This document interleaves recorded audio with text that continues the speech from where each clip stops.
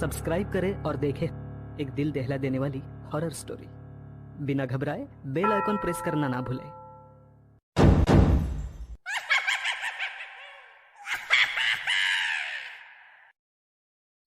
इस कहानी के लेखक है विजेंद्र कुमार कर्ण। अमावस की वो काली रात अजीब सा सन्नाटा ओढ़े लेटी हुई थी। रात के 11 बज रहे थे। बीच बीच में कभी कुत्तों के भौंकने या कभी उनके रोने की आवाज आती तो वो सन्नाटा भंग होता। उस स्याह काली रात के अंधेरे में जब दुनिया नींद की आगोश में थी, तब शमशान में स्थित सबसे पुराने पीपल के पेड़ के नीचे कुछ हलचल हो रही थी। जिस शमशान में दिन में भी लोग आने से डरते हैं, उसी शमशान के पीपल पेड़ के नीचे 28-29 साल का एक नौजवान सूर्यकांत बहुत ध्यान से कुछ तैयारियों में जुटा हुआ था। उसके मोबाइल का टॉर्च जला हुआ था और उसने उसे एक पेड़ के नीचे एक पत्थर से टिका कर रखा था। टॉर्च की रोशनी में वह खुद एक झोले से कुछ सामग्री निकाल कर पेड़ के नीचे इकट्ठा कर रहा था। कुछ ही देर में वह अपने साथ लाए झोले का सारा सामान जमीन पर निकाल चुका था।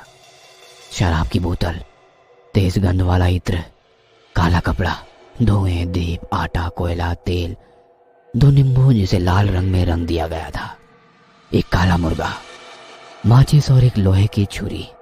सूर्यकांत ने अपने सारे वस्त्र एक स्थान पर उतारे और नग्न अवस्था में आ गया। फिर उसने एक गोला घेरा बनाना शुरू कर दिया। सबसे पहले उसने आटे का घेरा बनाया, उसके बाद कोयले का घेरा।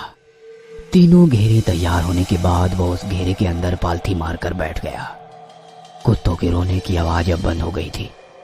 हालांकि बीच बीच में झिंगुर की आवाज आती। पेड़ पर कुछ जुगनू मंडरा रहे थे। ऐसा लग रहा था कि किसी ने पेड़ की डाली पर कोई बल्ब बांध दिया हो।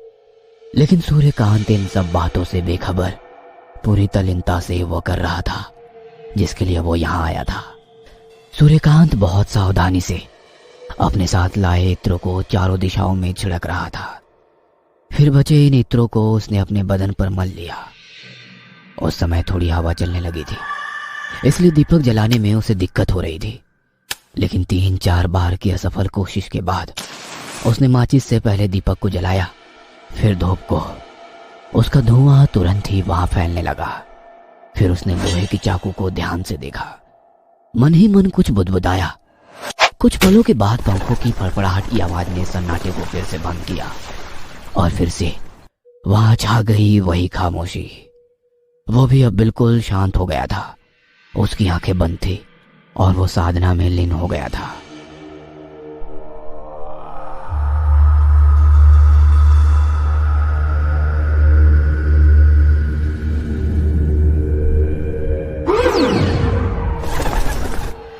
पिछले 1 सप्ताह से वह हर रात शमशान में आकर यही प्रक्रिया बार बार किए जा रहा था।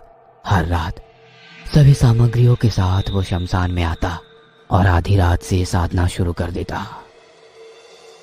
यह साधना सुबह के 3 बजे तक चलती।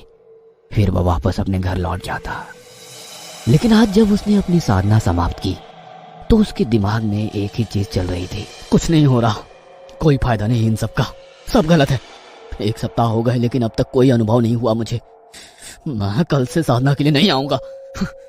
सूर्यकांत का धैर्य जवाब दे रहा था और इसका पहला कारण तो ये था कि उसने जिस उम्मीद के साथ साधना शुरू की थी उसका फल उसे नहीं मिल रहा था। और दूसरा कारण था पीपल के पेड़ पर भूत, प्रेत, पिशाच का भी वास होता है। उनके प्रकोप से बचने के लिए ही वो साधना के समय 3 घेरे बनाया करता। वह उनसे तो बच जाता, लेकिन रात को निकलने वाले कीड़े उसे लहूलुहान कर देते। वह साधना तो करता, लेकिन दर्द से वो बेचैन हो जाता।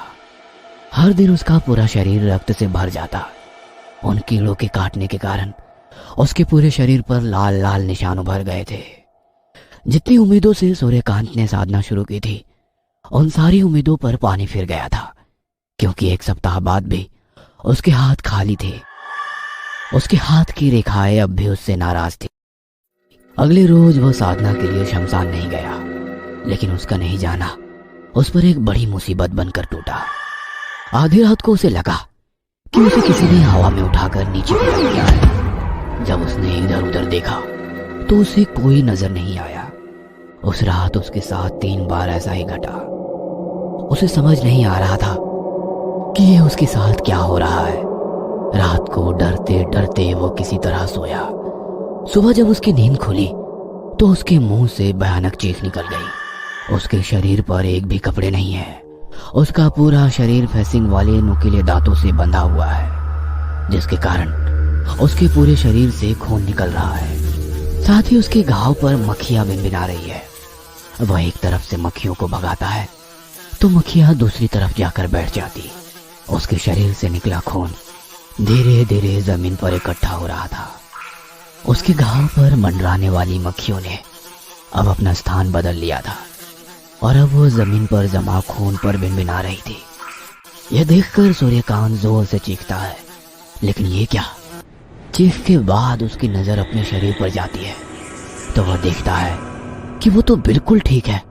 ना तो उसका शरीर बंधा हुआ है और ना ही उसके शरीर से खून ही निकल रहा है। वह मक्खियां भी तो कहीं नजर नहीं आ रही थी।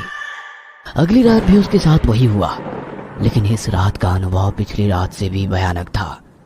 आधी रात के बाद उसे ऐसा लगा कि कोई स्त्री उसे लगातार घूरे जा रही है। उस स्त्री के मुंह से रक्त की बूंदें टपक रही है। मांस का एक टुकड़ा उस स्त्री के मुंह में है और जब सूर्यकांत की नजर अपने शरीर पर जाती है तो वो देखता है कि वह मांस का टुकड़ा उसी के शरीर से नोचा गया है, जिसके कारण खून की धार फूट पड़ी है। उसकी चादर उस खून से भीग गई है।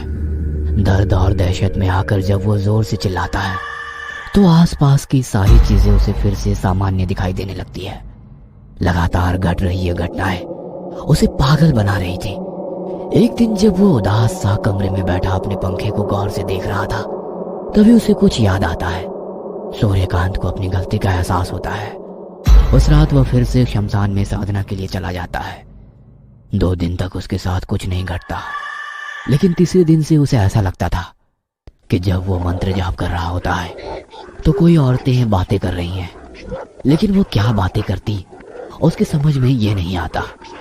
उसे यह एहसास अब हर दिन होने लगा था कि कई औरतें उसके पास आकर बातें करती हैं, लेकिन वो अपनी आंखें नहीं खोलता था। साधना के कुछ दिन बीत जाते हैं। एक रात उसे ये समझ में नहीं आता है कि मंत्र जाप के समय कई औरतें नहीं बल्कि सिर्फ एक औरत की आवाज उसके कानों में आ रही है, जो उससे कह रही है, ये सब क्यों कर रहा है तू? मार दूंगी, चला जा, अभी चला जा यहाँ से। तुझे पता नहीं तू क्या कर रहा है, किस लिए कर रहा है तू? मार दूंगी मैं तुझे। सूर्यकांत डर से कांपने लगता है, लेकिन उसने अपनी आंखें नहीं खोली और मंत्र जाप करता रहा। अगले दिन से तो उसे वो आवाजें और भी तेज सुनाई देने लगी। उसे ऐसा भी लगता कि एक साथ पायल की आवाजें आ रही है तो कभी चूड़ियों की, और उसे ये भी एहसास होता कि उसकी पीठ पर कोई अपने नाखून से खरोच रहा है।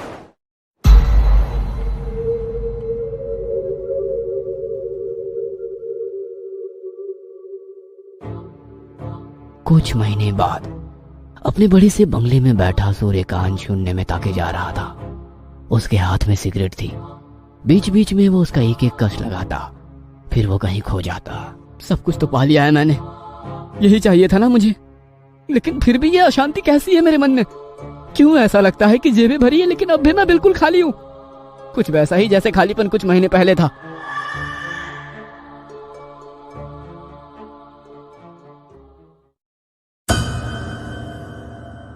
ये कहानी आपको अच्छी लगी हो तो हमें सब्सक्राइब